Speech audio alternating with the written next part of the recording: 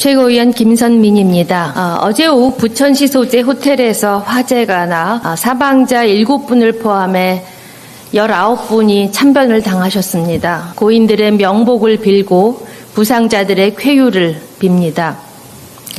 2003년 준공된 이 호텔 객실에는 스프링클러가 설치되어 있지 않다고 합니다. 스프링클러는 2017년부터 6층 이상 모든 신축 건물에 설치하도록 의무화했지만 일부 의료기관 등을 제외하면 설치 의무가 소급 적용되지 않아서 이번 사태가 더 커진 것으로 보입니다. 의료기관마저 스프링클러 소급 설치 유예 기간이 2022년에서 26년으로 미뤄져 국민 불안은 잠재우기 어렵습니다.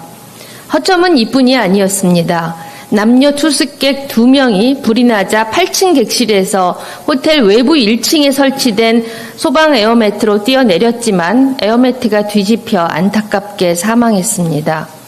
사고가 참사로 번지는 것은 사람이 막을 수 있고 막아야 합니다. 가장 중요한 것은 최고 의사결정권자의 의지입니다. 언제나 어디서나 노심초사 안전을 강조해야 온 조직과 사회가 대비를 합니다. 윤석열 대통령이 그동안 보여온 안전에 대한 의지는 어떻습니까? 22년 6월이긴 하나 윤 대통령은 안전을 중시하는 관료적 사고를 버리라고 했습니다. 참담합니다. 최고의사결정권자의 의지가 중요한 또 하나의 영역이 성폭력입니다. 여성들의 얼굴에 나체 사진을 합성하는 이른바 딥페이크 성착취물 사건이 또 세상에 알려졌습니다. 인하대학교 여학생들을 대상으로 발생한 딥페이크 성착취물 사건의 대화 참여자 규모는 무려 1,200여 명에 달하는 것으로 추정됩니다. 지금까지 4년 가까이 지속되었다는 것도 큰 충격을 주었습니다. 지난 5월 공개된 서울대 N번방 사건과 매우 유사한 이 사건은 경찰의 소극적이고도 미온적인 수사로 인해 피해자가 직접 가해자를 추적해 특정해야 했다는 점까지 동일합니다.